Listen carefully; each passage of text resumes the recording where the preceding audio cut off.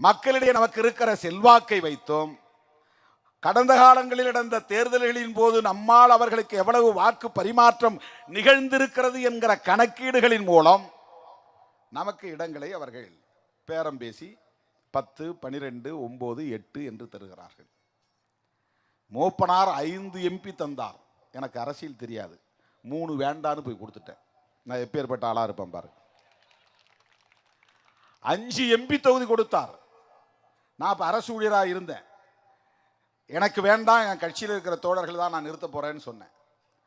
மூப்பனார் இல்லை இல்லை, நீங்கள் தான் நிற்கணும், நீங்கள் நிற்கிறதா இருந்தால் சிதம்பரம் தரேன், இல்லைன்னா நான் இளைய பெருமாளுக்கு தந்துறேன்னார். இளைய பெருமாளுக்கு தந்துருங்கய்யா, எங்களுக்கு ஏதாவது 2 தொகுதி கொடுங்கன்னு.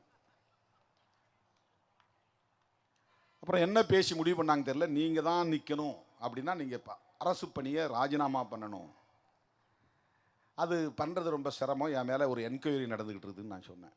டிபார்ட்மெண்டல் என்கொயரி என் பேரில் ஒரு விசாரணை. அதே மாதிரி அவர் முடியாதுன்ட்டார்.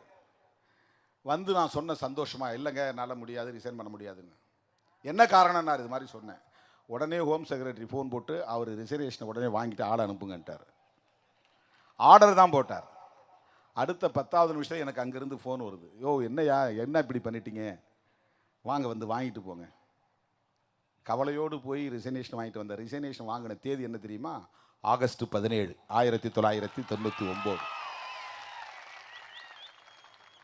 என்னுடைய பிறந்த நாள் அன்று அரசு பணியை 11 ஆண்டுகள் பணியாற்றிய அந்த பணியை நான் துறந்துவிட்டு மூப்பனாருடைய வழிகாட்டுதலில் அந்த தேர்தல் களத்தில் நான் நின்றேன்.